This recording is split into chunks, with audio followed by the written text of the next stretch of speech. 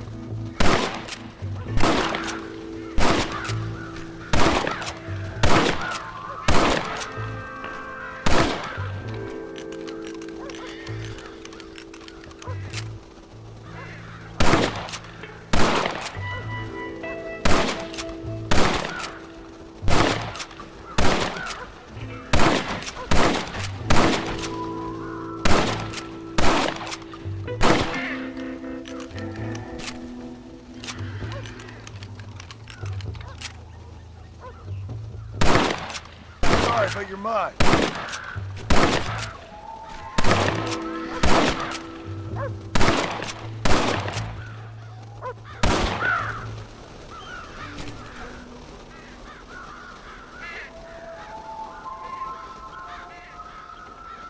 Finally. Now about that stew.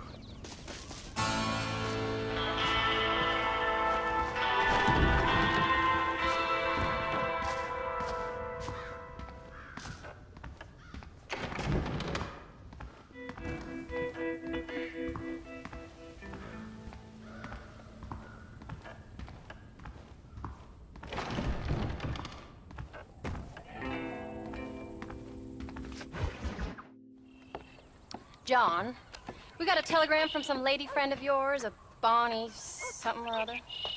Something you ain't telling me? Bonnie McFarland. She's a friend. Saved my life when I went after Bill and nearly got myself killed again. Oh, and now you two's in the habit of sending each other letters. How very nice. It weren't nothing like that. What's it say? I don't know. I can't... Well, you know I can't read. Give it here. You read that thing out loud? I ain't hiding nothing. Dear Mr. Marston, stop. Need corn sacks. Stop. Emergency. Stop. Weevils and moths ate entire county supply. Stop. Can you help? Not exactly the most romantic request, now is it? I guess not. She saved your life, you say? Yes, ma'am. Well, then you're gonna have to help her and her family out. We've got a plentiful supply of corn sacks over near the silo. About the one thing Uncle didn't manage to have stolen while we was gone. Okay. Hurry back, John.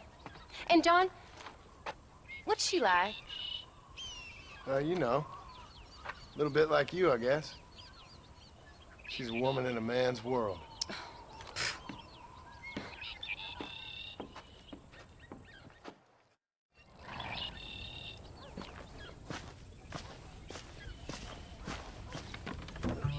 John! Wait! Maybe I should meet this McFarlane woman. Well, come on then. Let's get going.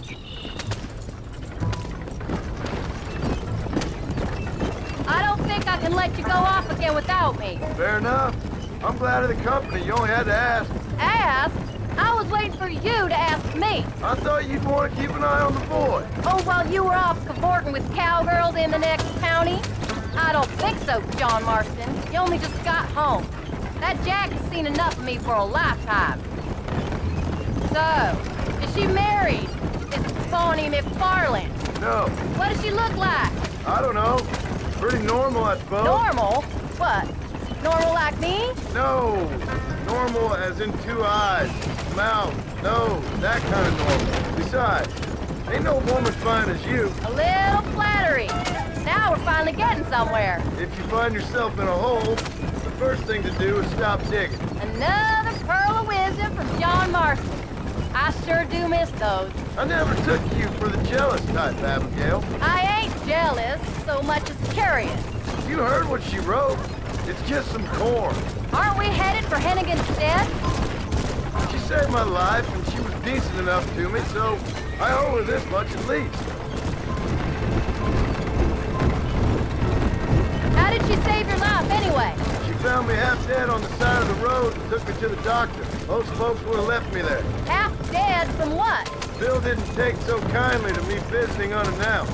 Bill never did like surprises. How was he? Same as he was when we left. Angry and dumb. Taking his revenge out on the world. People down there was really scared of him. Of Bill? You gotta be kidding me. He was only frightening if he was afraid of dumb fools. Bill weren't so bad, but when Dutch went crazy, Bill took it hard. For a while, we all thought we'd found something right. Better way to live, but it was just a lie. So you saw before they did. Maybe. But they was still kind of a family. A family that left you for dead. You knew the truth, John, and they hated you for it. Where'd they take you? Who? Those government bastards. Where did they hold you and Jack? I ain't sure. They kept their eyes covered there and back. Can't have been too far from here, though. They treat you right? It ain't the first time I've had a gun to my head, John. You're forgetting your marriage proposal. Very fun. No, they learned pretty quick what would happen if they laid a finger on me. Sons of bitches. It wasn't them or being there. I didn't care about that. I've been in far worse situations.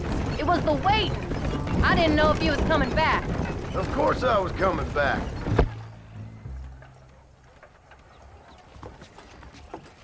You came. Thank you so much. We lost the entire harvest. Miss McFarlane, I'd like you to meet my wife, Abigail. Oh, ain't you quite the gentleman all of a sudden? It's a pleasure to meet you, Mrs. Marston. Likewise. Thank you for saving my husband's life. And for teaching the miserable goat some manners, among other things.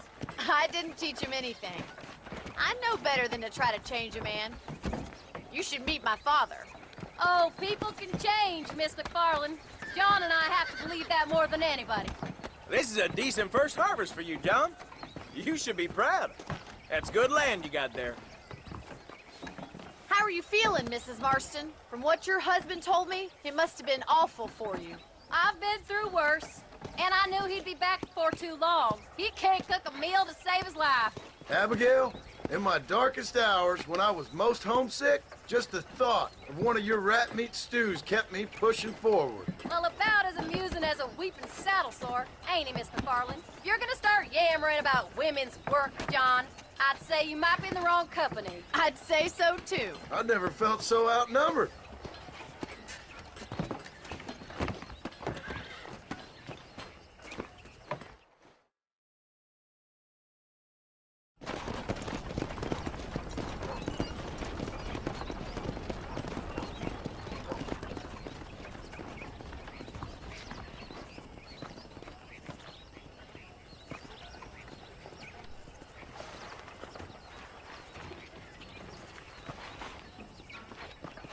ma'am.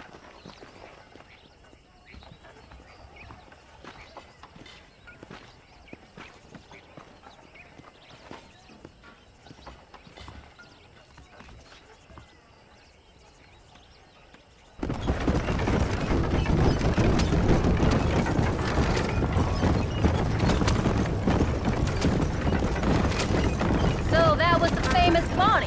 That was her, all right. She's pretty. She's normal, like I said. Well, you always wanted to be a rancher. I'd have thought she'd be just your thing. The perfect rancher's wife, if I ever saw one. I already got a rancher's wife. I'm only teasing.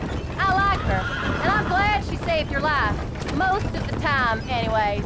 The McFarlands are good people. She did blush redder than a shepherd's sunset when she saw you, though. I have that effect on women.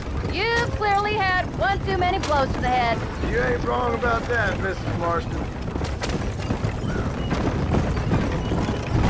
That's quite a ranch they got there. That'll be us someday. As soon as we get back on our feet. I don't know, John.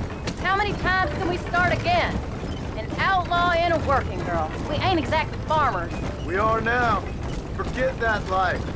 It's over. Do you really believe that? We have to. It's the only way we'll ever have a future. The life we led, that doesn't go away. It's never over. You think those government men are just gonna leave us alone now? The old gang's dead. I did what they asked. And that's it? A life of crime forgiven? We're back together, ain't we? Until they decide you owe them something else. Sometimes I think I was the stupid one for believing I could get out. Maybe Dutch, Bill, and Javier were just being honest with themselves. You ain't perfect, John, and I sure ain't. But you're better than they are, than they were. Maybe we can't change, but we gotta try, for Jack's sake. Even if we have to start again 100 times. It's better than going back to what we were. How's Jack doing? Angry, upset. He's been through a lot. I hope he's gonna be all right. It's gonna take time. For a while, his world was safe. Normal, even. Then it got turned upside down again. He ain't saying much about it. I've tried to talk to him, but how do you explain any of it? What do you say when he asks about Uncle Bill and Uncle Dutch? They were family when he was a little boy. He hides away in those books of his. Wouldn't you? It ain't like the real world's done him many favors. He's just been kidnapped. He grew up with the gang. That's no life for a boy. We did our best to protect him. Come on, John. He saw things no boy should see. Well, now we got a chance to make it right.